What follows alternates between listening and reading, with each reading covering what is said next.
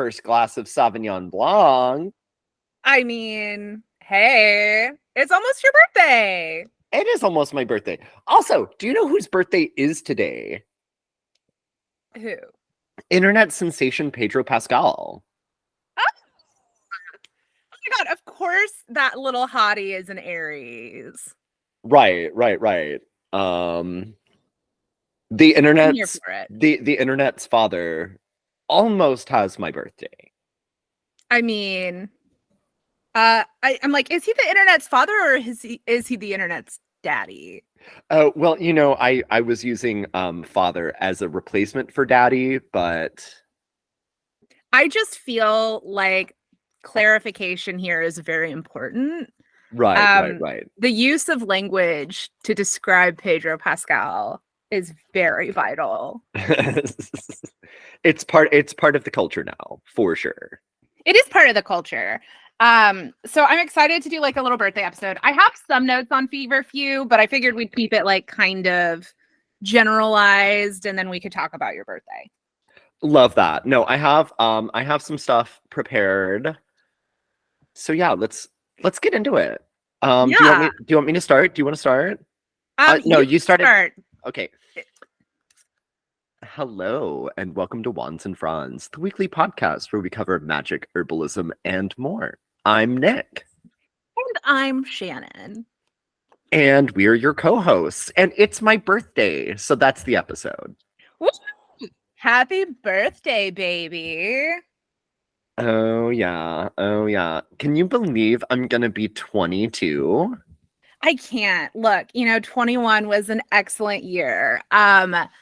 I can't believe we started this podcast when we were fetuses. And this episode 120 is coming on your 22nd birthday. Oh yeah. I love it. I love it. I'm here for it. I'm so glad you were born. Oh yeah. One of the best things that ever happened to me personally. I was still in the pre-womb lounge. It was a big deal for you. It was a big deal for you. It was a very big deal for me. I was like, well, I guess I wasn't in the pre-womb lounge. I would have been in the womb. So yeah. Just chilling, waiting for my future bestie and I to be able to meet. I'm really excited though. Like, y'all, it's Aries season. It's spring. It's finally stopped raining for fucking 5 minutes in Los Angeles. So it actually like feels a little springy. I got in the garden last week and yesterday. I guess last week, technically, because it is Sunday when we're recording this, and that was on Saturday. But anyway, Nick, when did you feel magical this week? Well, because I am just a little weirdo who is obsessed with my patio wasps, I'm gonna say the number one time I felt the magic this week was when my really, really special wasp that has the worst placed nest did have an egg. I love it. No, because it's literally sideways at face level next to a chair. Okay. So it's kind of cool because you can sit there and watch them do their business. But, I feel like if I ever had a guest over, that would be slightly uncomfortable for them. Yeah, only if they're lame. I feel like that's actually, it's like that and your sword over the doorway are good indicators of whether or not someone should be allowed to come back. Truly. But apart from that, it has been a little gloomy here in Austin, Texas. Wow. We're having one of those springs, and it's like, it's good, for fucking lakes and reservoirs or whatever to get all this rain. And it's great for the wildflowers when I'm actually able to go out and see them. Yeah, but it's still damp. But a 50% chance of rain on my birthday when I'm planning a picnic. Okay, but are you still going to take like 80 shots of wine? Inquiring minds need to know. Well, I'm not trying to live to 112.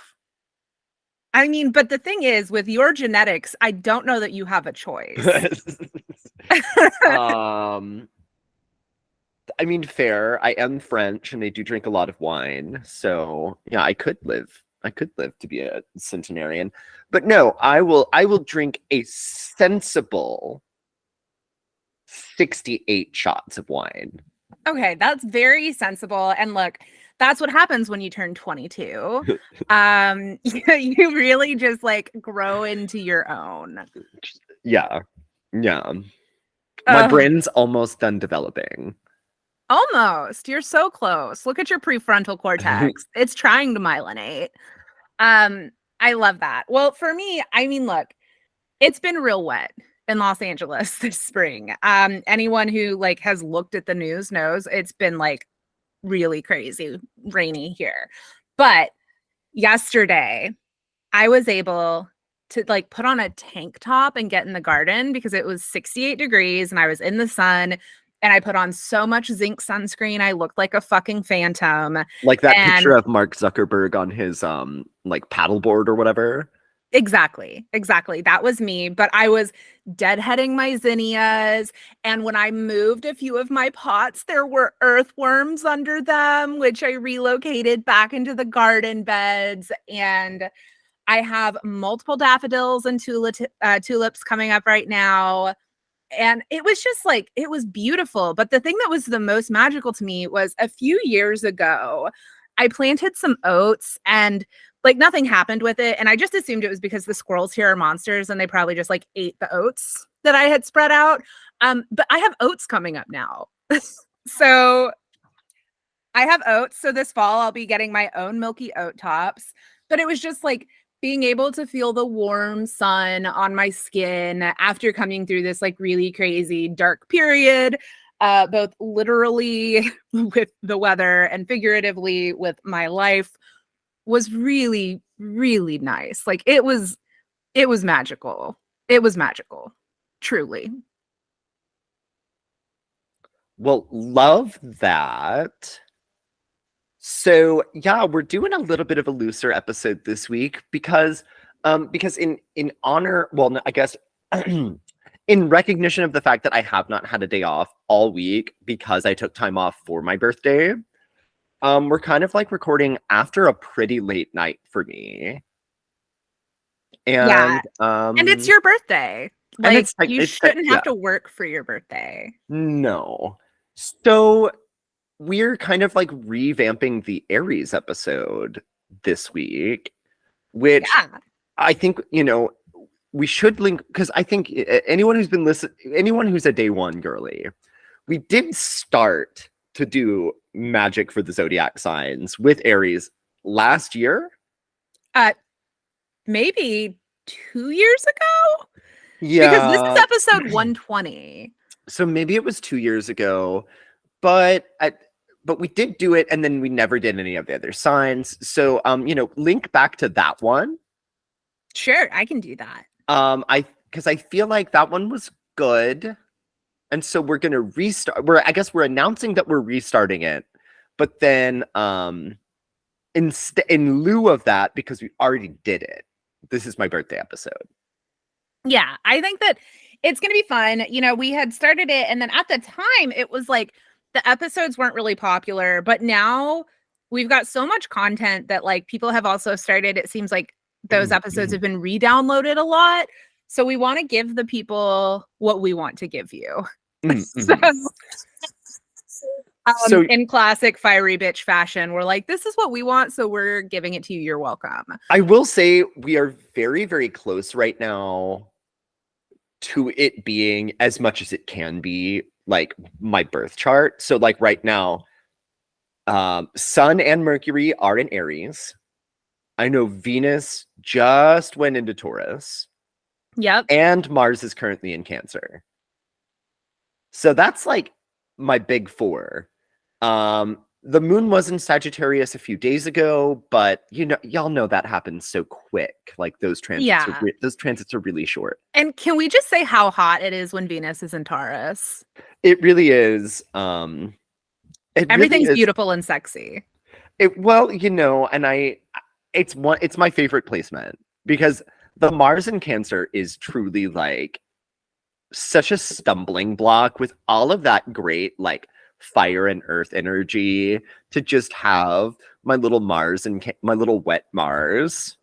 Your little soft boy Mars. We Yeah, love it. well, it's Well, we love it. you gotta have a soft placement.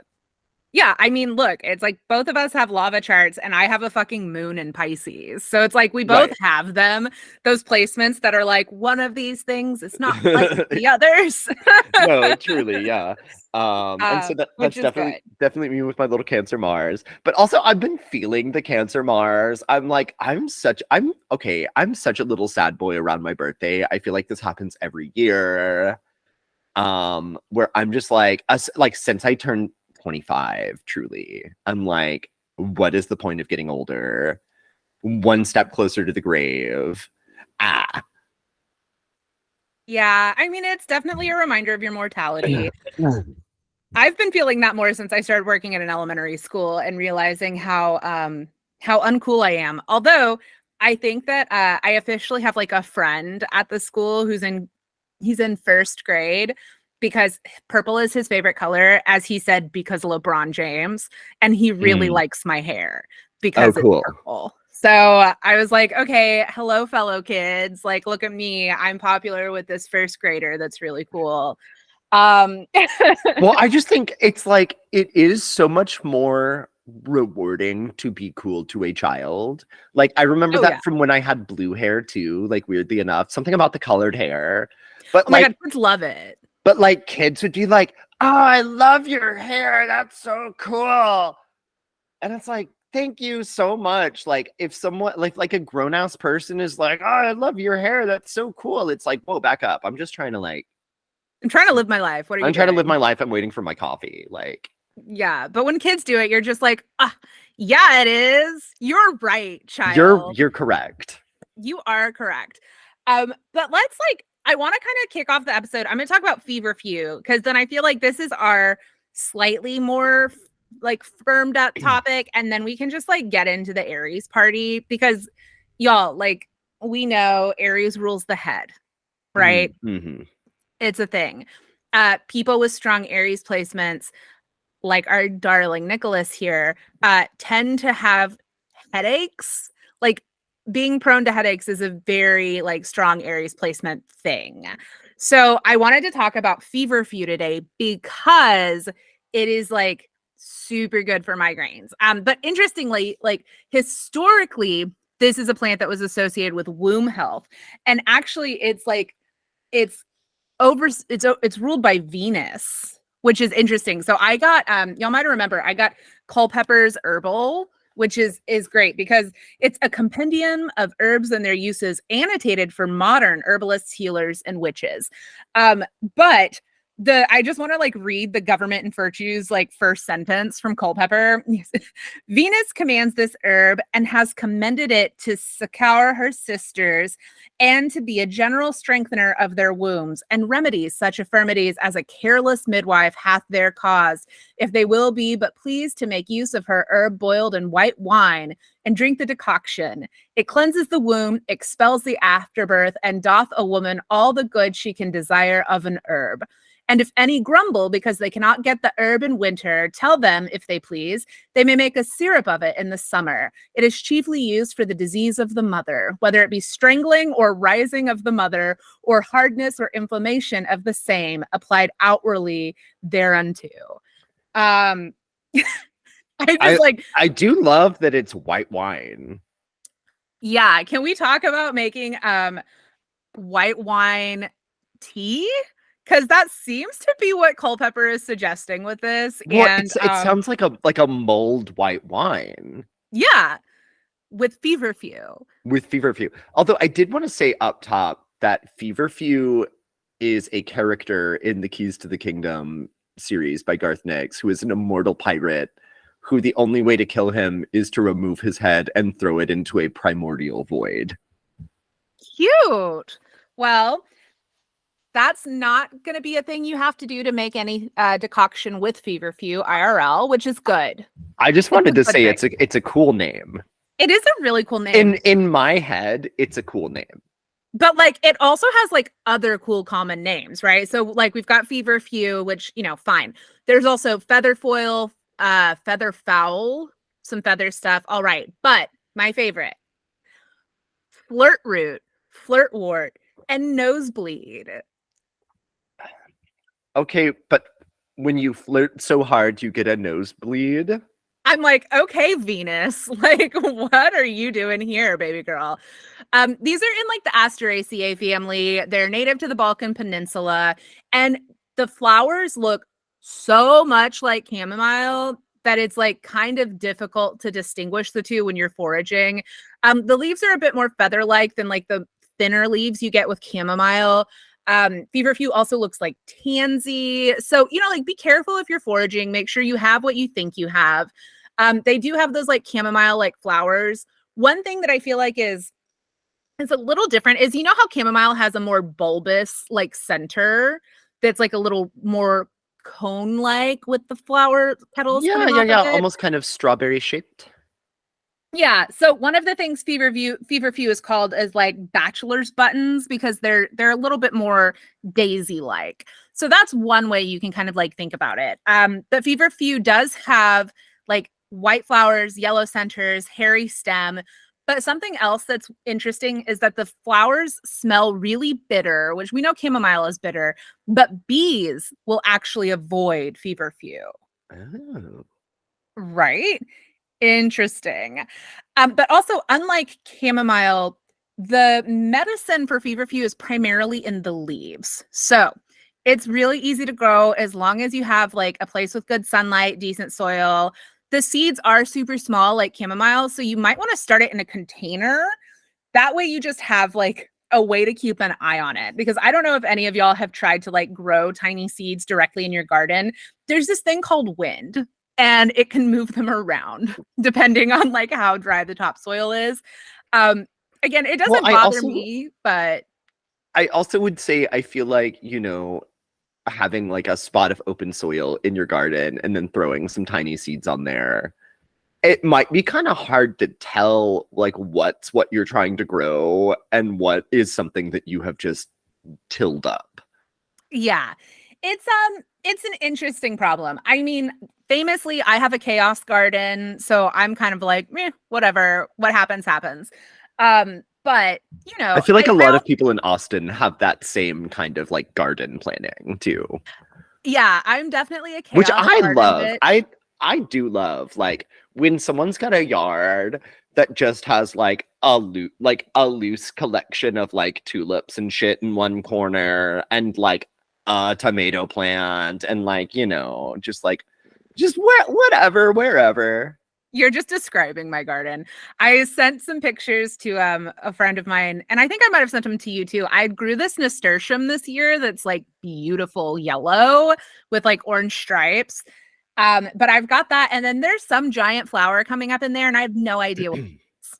I'm just like waiting. It's like almost sunflower height at this point. Like it's getting like up to my thigh, but it has multiple flower buds on the head. I have no idea what this is going to be. So I'll keep you posted. That's the fun of a chaos garden. I'm like, this is where my ADHD comes to shine because it's like, when you order stuff and forget what you ordered, I plant stuff and forget what I planted. So it's like, we'll see what this is. Fun times. Anyway, it can be like a little bit tricky to identify feverfew like we discussed, but it's like not just the visual cues that are cumbersome. So this little plant actually has been called several things throughout time. It has had 5 Latin names alone. So there's Chrysanthemum parthenium, Pyrithrum parthenium, and Matricaria pyrithrum are like just 3 examples, but it's also been categorized in 5 different genera. So you get the picture, right? It's been really visible though on the public herbal stage in the Western practice since like the 70s. So there's a lot of selection of like scientific studies to reference. And really, like the thing that it's used for now more than anything is headache treatment. So it's one of those that's like really great for migraines and fever. So One of the things that I think is interesting about this is the way that its uses have shifted. But again, it's like you can make it into teas, you can make it into like a decoction, you can make it into like a syrup, you can make it into any sort of like tincture to save it. The flowers come out in like the months of June and July. So just keep an eye on that, because remember, when you're trying to get the medicinal value out of leaves, you usually want to try and get them before the plant flowers. So you're going to actually want to be harvesting the leaves of this guy like a little bit earlier in the season. And again, you can dry them. I think that this is a great candidate, though, for making tinctures out of, just because it is kind of like a short time frame when you can really get after the leaves. So that would be like my suggestion for it. Another way that I've seen it used, though, in addition to like headaches and fever, you can use it for rheumatism. So because it's like got those strong anti-inflammatory properties, it's also like a vasodilator and an antispasmodic. So one of the ways that some people use it is in foot soaks. I'm like, Nick, picture this. You come home from working that fucking like dinner with 200 people. You could make a flower foot soak, including our friend Feverfew, to help reduce the swelling and relax the muscles in your feet while you drink a mulled Feverfew wine. Which, again, I'm literally drinking a glass of white wine right now. So I mean, that's on my radar. I have been yeah, so into white wine this year. Like, this has been a it's banner the white year. wine time. It's been a banner year for Sauvignon Blanc makers across the world, because I am buying it. I mean, when Nick buys it, y'all know that it's good. So anyway, that's really about what I have for it today. Again, it's ruled by Venus. It's really heavily associated with like the quote unquote feminine. So I think it's a great plant to use if you're wanting to do sort of like self-love magic. And I think the idea of like a floor, like making a foot soak using pretty flowers is such a good like self-love moment. I'm here for it, because guys, you got to take care of your feet. Like, it's not sexy, but it's probably one of the most important things you can do for your health, like just your general health. So I love a flower foot soak. I also love the idea of using the flowers as like offerings around things like Ostara, even I guess really Beltane, if we're thinking about it flowering in June and July, depending on where you live in the country. Like, you could make a pretty little bouquet of them. Some people get contact dermatitis because the stems are hairy. So if you're gonna like use the flowers as an offering, some people wear gloves when they're harvesting. Your mileage may vary. Like, contact dermatitis in gardening is something that's really hard to predict. Some people get it with like tomatoes even. So, get to know your own skin. Be careful, but they're so pretty. And like, I'm gonna show Nick this picture. Like, look at this cute little drawing. Oh, I mean, that is really cute. It's a cute flower. It's a really cute flower. So I love the idea of drying some feverfew and some tansy and some chamomile to do a look-alike foot soak. That's like my fun suggestion to do with it.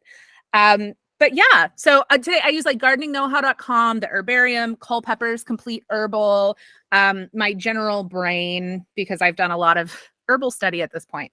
So that's really it. I mean, it's kind of short and sweet because this is the Nick-isode. Mostly I just want to like get Nick to use Feverfew because I think it will be good for you. Yeah, I like that. It's like targeted at me. It's like Yeah, targeted advertising, and I'm here for this is a targeted segment. because girl, I do be getting headaches. Yeah, you do be getting headaches, but you also do be working on your feet. And I'm like, I want Both. you to take care of your feet and your head. Also, Nose to tail. I do think it's funny that the most recent shirt I wore is right here, and it's kind of giving Oh my like God, yes! the feverfew and chamomile. It's giving Feverfew. So I love it. I like love literally it. right at hand. I didn't even have to leave the screen. Like, it's Yeah, it's right there. that's right there. That's also one of my favorite shirts. I mean, it is one of your best, I Little would White say. Flowers. And it was $10 at Ross, dress for less. Because at Ross, one can dress for less. It's Indeed. true. It's true. No, that is one thing, since we're going to be talking about my birthday now, that I love about being in my 30s is that I no longer feel compelled to like go to an Urban Outfitters and try to be trendy. I can No, you like I what you like.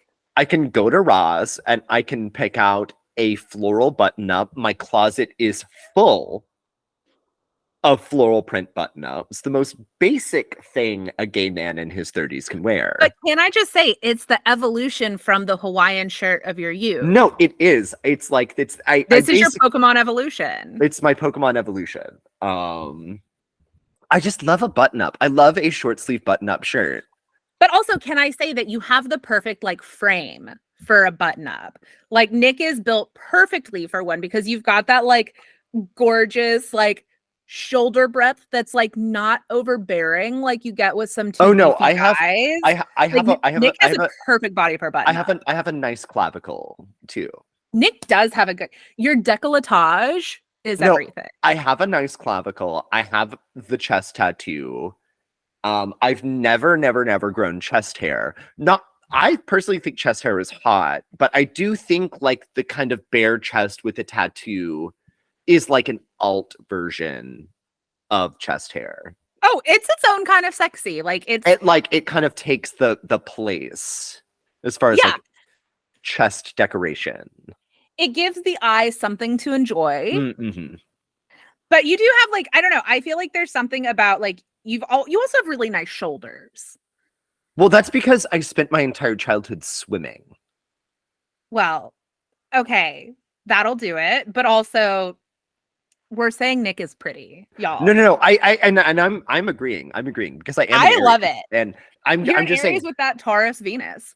I'm saying though, the reason that my shoulders are nice shoulders is because literally every single summer, from literally since I was like in first grade, I would go to the pool every single day that I could. Yeah, I mean, what else do you do in the summer in Granbury as a kid? Truly, that the Arrowhead Shores pool only charged like $20 for a season pass too. I mean, it would have been an outrage if they tried to charge more. Let's be Well, I honest. mean that's fair. That's fair. Especially But you 90s. know like the city pool with the water slide. Oh, the Dana Vollmer pool now. Oh yeah, the Dana Vollmer pool. With not a great water slide, let's be No, honest. no. I'm just saying it has a water slide. It does have a water slide, technically. It does have a water slide, and it's not like a very good water slide. It's not smooth enough. So you often get stuck in the turn until another child comes down and hits you. Yeah. There's Because not it's enough water flow either. because it's like low flow, and then the the like fiberglass or whatever it's made of is like not very smooth anymore. It's a mess. Well, it kind of is giving like Schlitterbahn almost, because I thought Schlitterbahn was going to be so cool, and everything there is like a million years old. It's because we're from DFW, so we never really went to Schlitterbahn on the reg because we had Hurricane Harbor. Yeah, And which most of that stuff was like built when we were going, like around that time. It was like brand new stuff. and So so Schlitterbahn was this like mystery water park. And then we went and we're just like, wait, really? like Like that's everything from Schlitterbahn is like built in the 60s and 70s, and that's not the worst thing in the world, but hello. It's yeah. like it's the 2020s. So Can we talk real quick though about look at my new cute pipe? oh my god. She's an alien. That's Gorgina with like She's 6 Georgina. eyes. Yeah. My And little spider pipe. although, okay, so I was watching that TikTok saga almost every single night of Oh my god, the tarantulas. the tarantulas trying to mate. Which y'all, sometimes I get the best series of text messages from Nick, and it just makes me so happy because I wake up to a bunch of pictures of tarantulas. I'm like, alrighty. I didn't know that I needed this in my life, but here we are. No, it's so funny because it's like I will be out on my patio watching TikToks, whatever, I live in the modern era, right?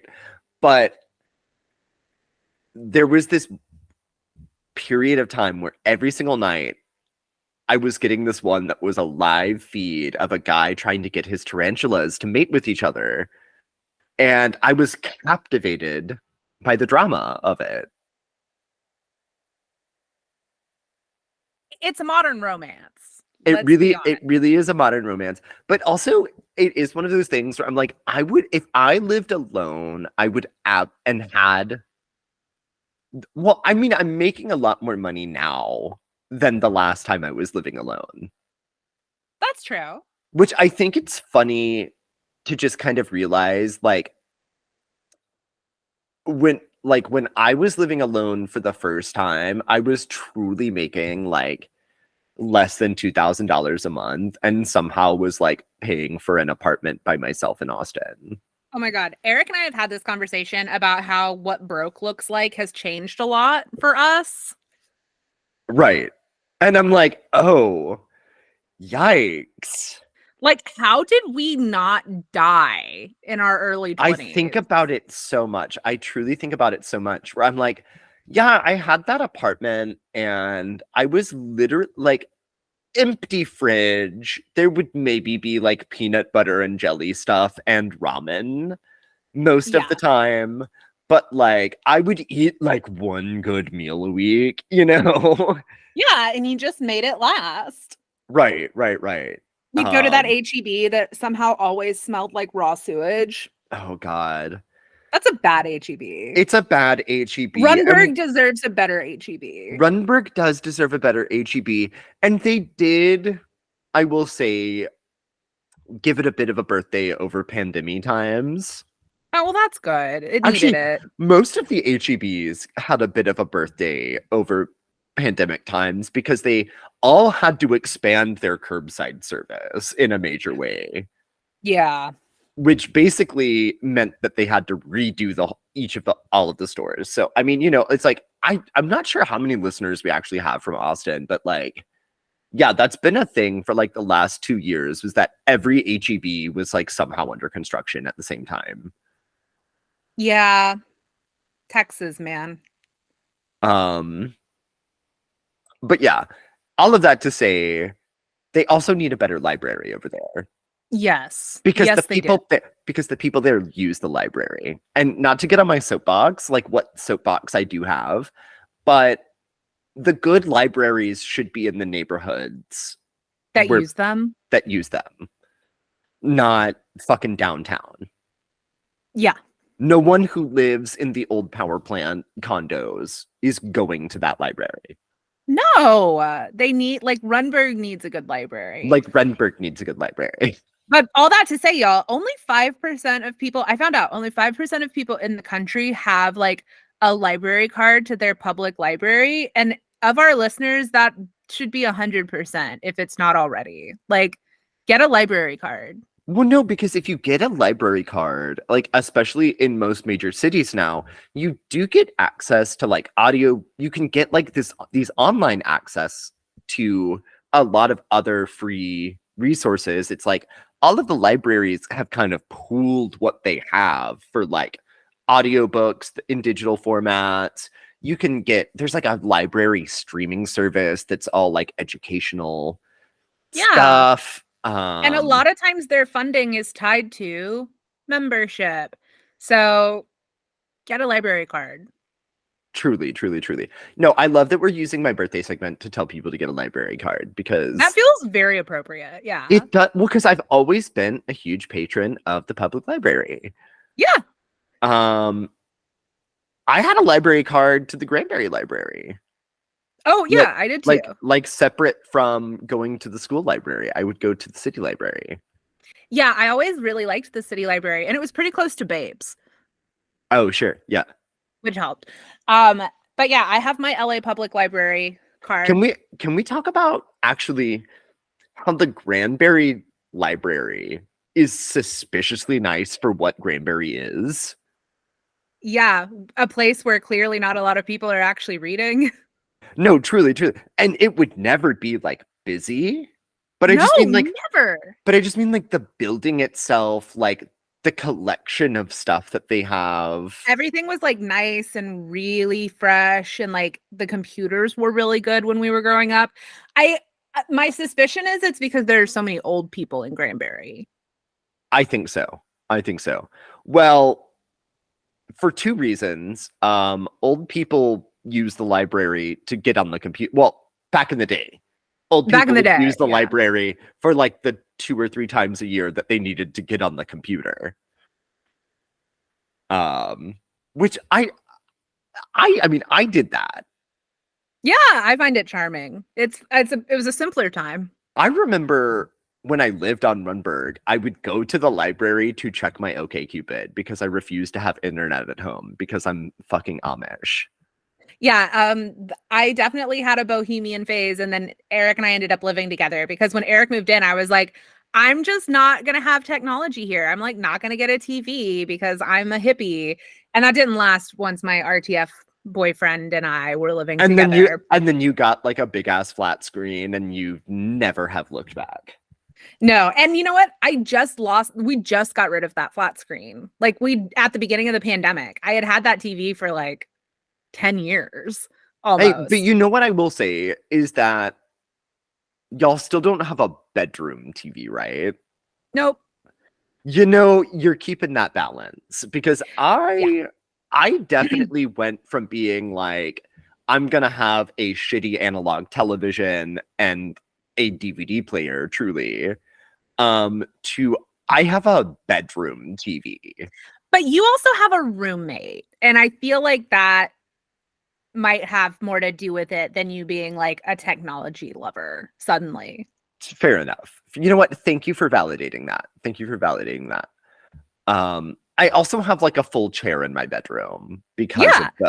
because it needs Oh, to be my living room I sometimes. mean, you can see this because anyone who's on here, I'm like my book stack next to my bed keeps growing. It's so big. There's so many books. Oh, speaking of which, I don't the have I plugged The Night and Its Moon on this podcast yet? Oh my God, I almost bought that yesterday, but you haven't. No, is it good? You like it? Oh, I do like it. I do like it. I'm on page 51. Night and Its Moon. So one of my favorite things on the internet is they have this lady, Piper CJ, who does folklore TikToks, and she has a master's in folklore, and she kind of explains like Mothman and the Fae and like all of these folklorical kind of creatures, and also in such an entertaining and fun way. That sounds delightful. Um, but yeah, with like good credentials and like, you know, good references for things. Yeah. So love her. And so I did buy the book and it's actually really good. Okay. So I far. literally So was far. looking at it yesterday and almost bought it because I had to go pick up I'm sure our listeners know already about Lore Olympus, but I do love it. I love that cover art. Yeah, this You've is shown volume 3. yeah. You've shown me the other books that you've gotten from that Yeah. series too, but I do love that like cover art style. Yeah, the artwork style is really Wait, cool. it's a graphic novel? Yeah. It's like internet comics that are compiled. It's about Hades and Persephone. Love Um that. and this But is volume 3 of it. Volume 4 comes out comes out in April. but Or no, no, May. I Sorry, did May. buy this because I heard it was smutty and bisexual. I do love bisexual smut. I'm sorry, Sam. I'm like, well, I'm in the middle of I a would say mafia romance series for my smut, but I did read Bridgerton and loved it, and I think as a gay man reading straight smut, that counts as a little bisexual. 100%. So You made Bridgerton bisexual by enjoying it. exactly. That's the Um, power of Nick. But no, okay, so I wanted to talk about too some famous Aries. Can we do that? Is that Yes, so? let's.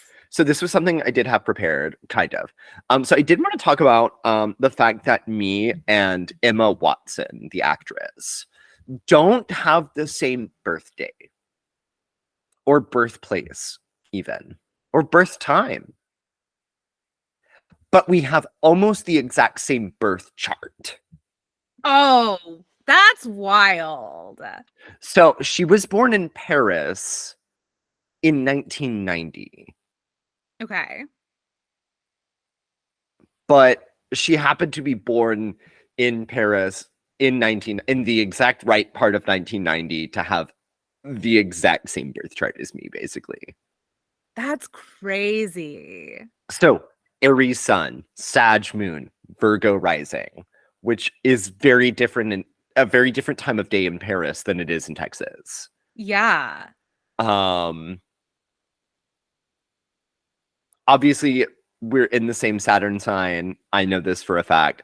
Taurus and Venus, Mars and Cancer. We,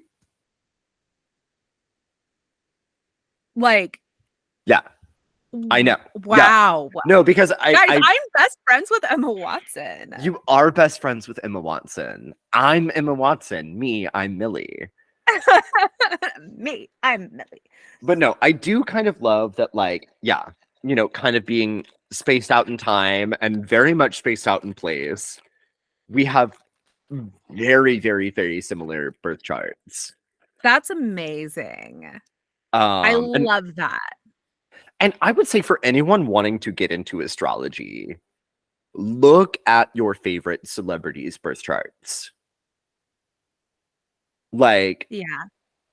it will absolutely give you some insight into the craft.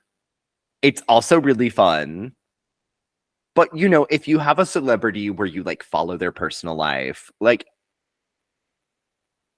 I mean, I have a lot, but really anytime I'm like watching something and I'm like liking someone's performance or it's like someone I don't really know that well, I will absolutely look up their birth chart. Oh yeah. I'm like, I think this person is hot. Let me see if we would be compatible. Well, I mean, yes, also We that. all know that's what we're doing. But also, shout out to someone else who has a couple of placements in common with me and the same birthday, which is Jane Goodall. Okay, you have such cool like intellects. Jane Goodall has the same sun and moon sign as me. So That's amazing. Aries sun, Sag moon. But her birthday is also April 3rd. Okay. Okay. Um, and did you know that she's Saturn in Aquarius as well? Speaking I of, didn't. she's like the ass end of the 1930s cycle of Saturn in Aquarius. That's amazing. Um, so yeah, Jane Goodall. Just kind of throwing that out there. Starting with the brainy ones. I'm also gonna say supposedly Charlemagne's birthday was April 2nd.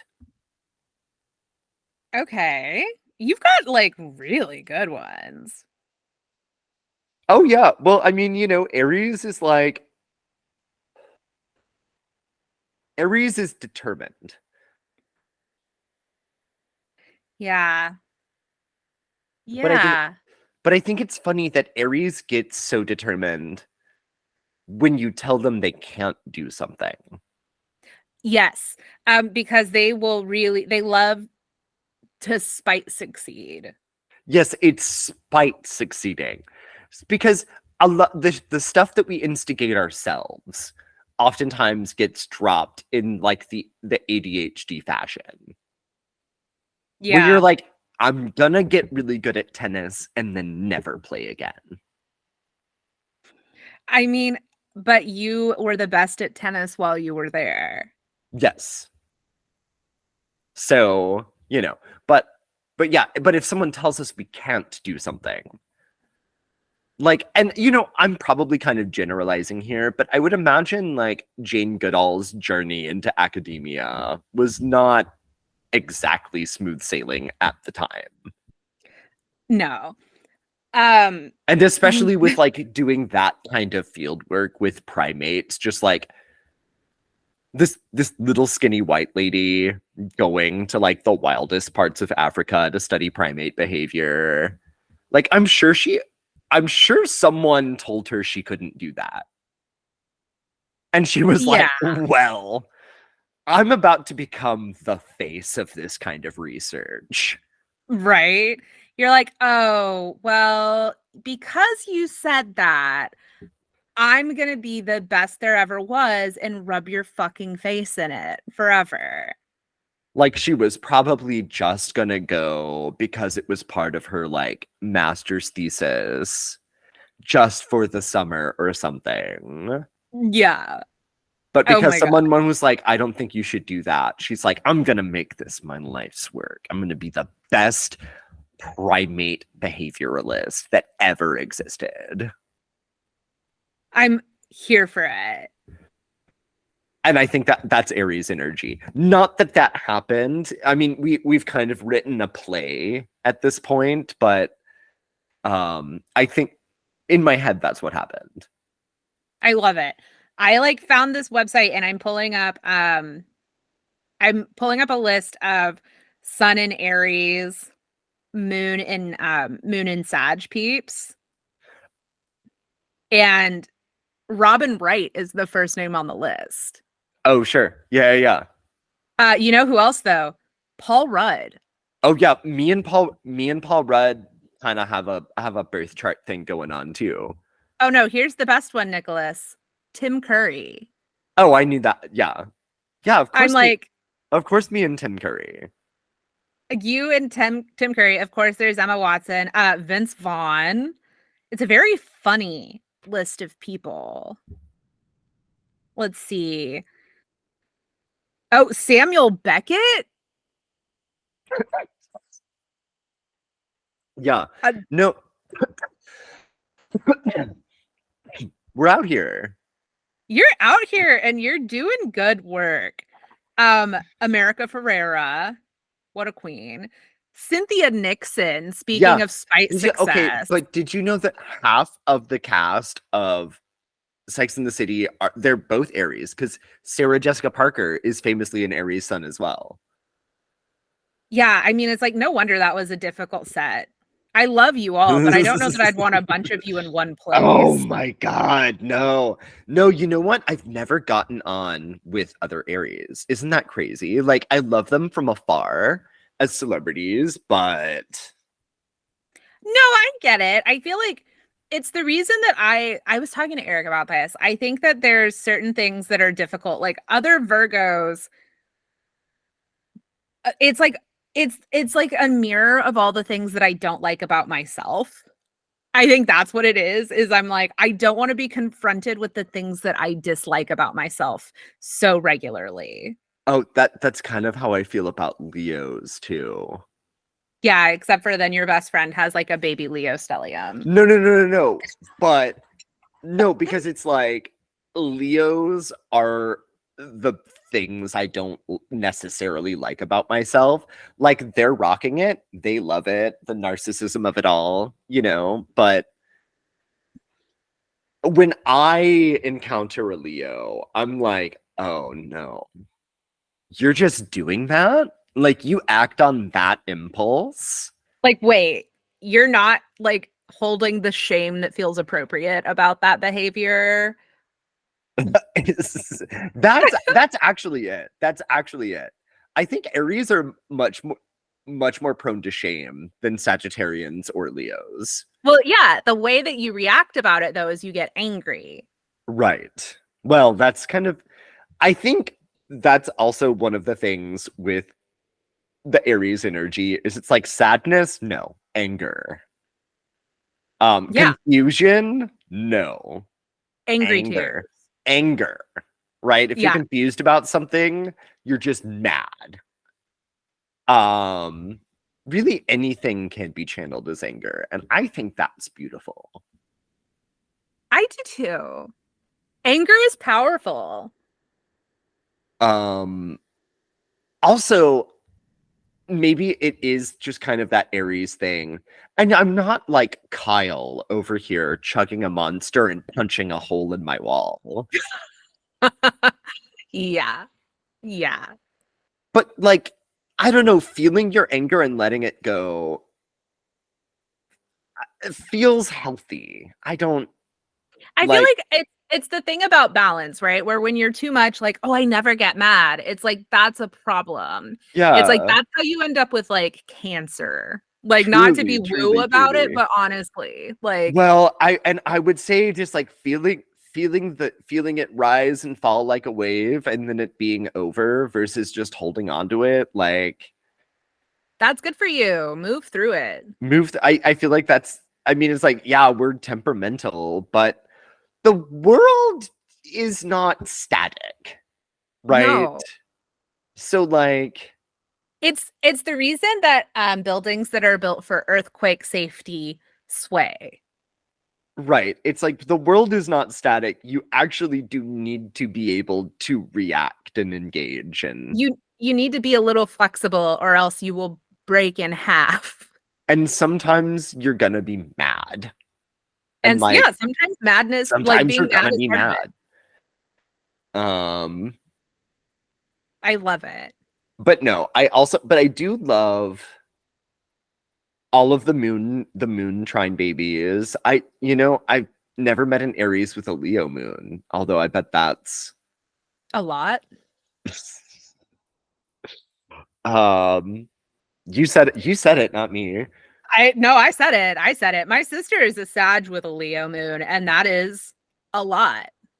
Oh no, we love Morgan because Morgan will say again, it goes back to Leos don't feel shame.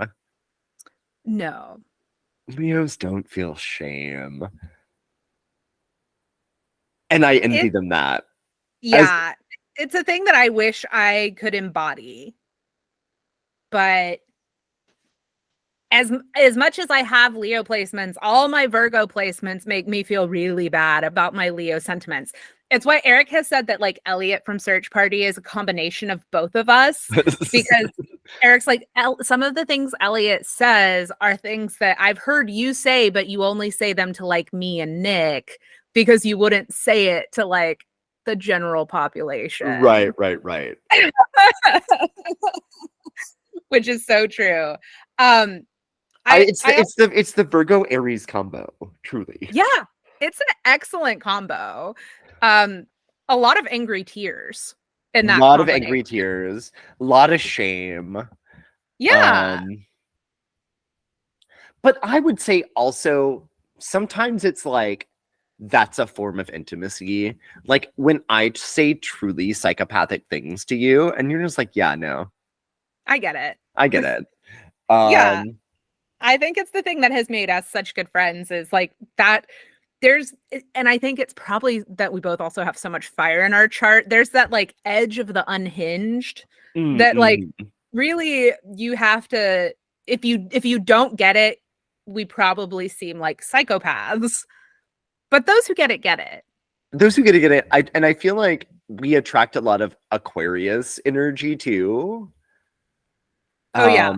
I certainly do. Like Aquarians love me. Yeah, I mean, my Aquarius ascendant is coming through. My Nana and my youngest sister were also both Aquarians. So there's a lot of them around. I don't fuck with male Libras. No. Oh my God, no. Why would you? I don't fuck with that's like the I mean, since we already have like an Aries again, I mean, since we already have the Aries episode from either 1 or 2 years ago. Again, Yeah. this is kind of just astrology takes hour now.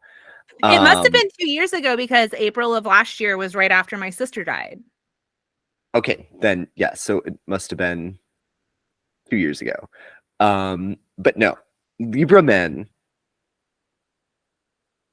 I'm sorry if you're a Libra man and you listen to this podcast, but I would want to see the chart. I want to see the rest of the chart. I'd also love to hear how you're different because I'm sure there are good ones. I have not met them.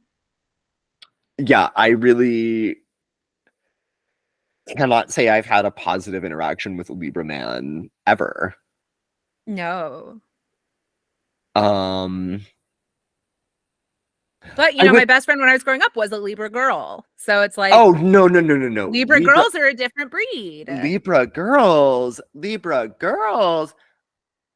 Eve, who has co-hosted an episode of this podcast before, um, is a Libra. But Eve is also like, I feel like the embodiment of like a Venusian Libra woman. And I just love that about her. Oh no, absolutely, absolutely. I love Uh, it so much. Like, I am in awe of it because Libra is like Venusian energy is so not a natural thing for me that I just like when I was growing up, I really envied it. And now that I'm an adult, I'm like, oh no, that's so cool. It's not what I'm good at, but it's so awesome to like see women that do embody that. I'm like, I could never be a Jessica Rabbit, but that's okay. Now that I'm a grown up and happy with myself, I just appreciate seeing it. no, it's funny when you meet people like that in real life Yeah. because no, true. Shout out to Eve, Yeah. Shout out to Eve forever. who might be listening. I know that Eve kind of picks and chooses which episode to listen to. Well, this would Um, be one though, because it's your this would birthday. be one So because it's my birthday sode. Um, but no, I do yeah, Venusian people. I also think Taurus men are kind of that too. yeah, I mean, my partner with their Taurus ascendant, I get it. It's pretty. I really also have to say I love a strong earth person with a big old Venus placement. Oh yeah. Like that like my partner is a Capricorn with a Taurus ascendant. So it's like a Capricorn with a Venus ruled chart. I'm like, yes. Yes, please. It's a good thing. No, but y'all's house is so earthy too. It really is. It's earthy but aesthetic. It's well, it's gotta be aesthetic. Yeah, I mean, duh. But yeah, our house is very earthy, also full of plants. But listen, I wanted to do kind of an Aries season tarot scope for you, my Ooh, friend. fun, fun, fun. So I was definitely thinking of you when I drew this, and I feel like it's so perfect. So I got the 10 of air, which is represented by alfalfa with a scythe. Yeah, the scythe is spooky. It's spooky but cool. So like in the Herb Crafter Tarot, I like the way that this tarot is imagined because it goes through like even in the minor arcana like mini dramas. And so like the 10 is kind of like the 10 is capping off that last mini drama before you get into like the face cards, right? So this is all about like cards of transition and like a chance to kind of like stop, take in the lessons, fill up your tank before you move on to the next story, right? So like this is reflection on the past like accomplishments and lessons as a way to like fuel future growth. And so the 10 of air, I wanted to read this directly for you, Nick, because it was so perfect.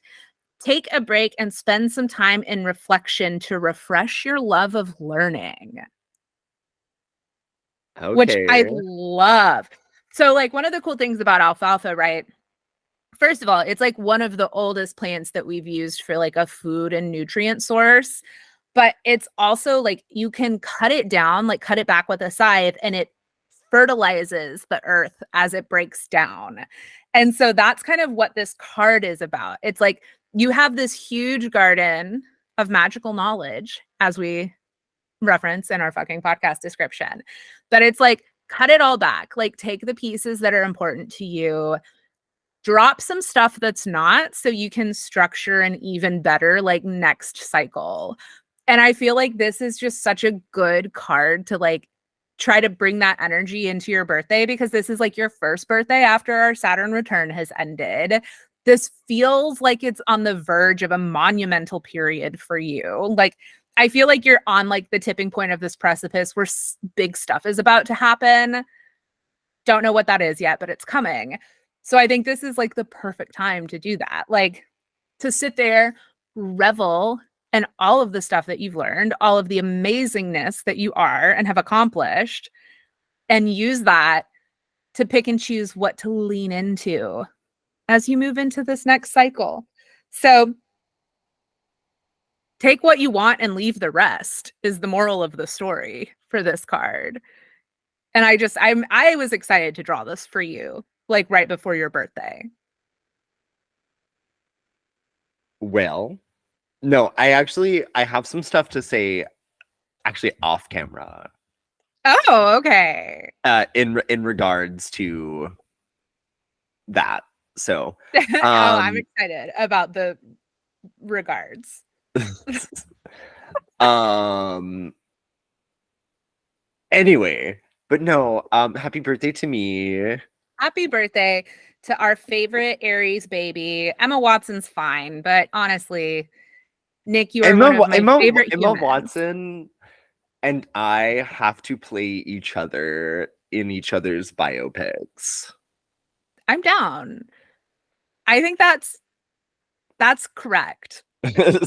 That's correct. um Nick is one of the best people. I'm so glad you were born. I'm like, I feel #blessed that we were able to reunite once we left the pre-womb lounge. We started in the lounge, now we're here. Started in the lounge, now we're here. On episode 120 of our podcast.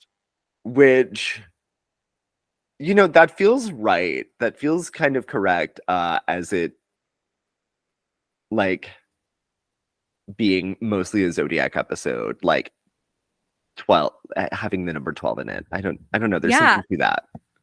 I think there is. I think that this was like preordained.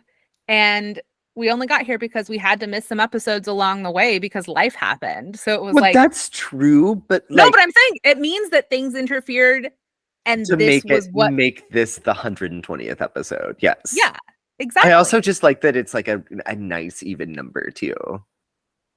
It's a good thing. And two It's like plus one is three. and yes. And on So the that note, numerology is there. what do we say to all the hot-headed Aries bitches? To all of you beautiful, hot-headed bitches, blessed be bitches. Fuck you, bitches. Goodbye.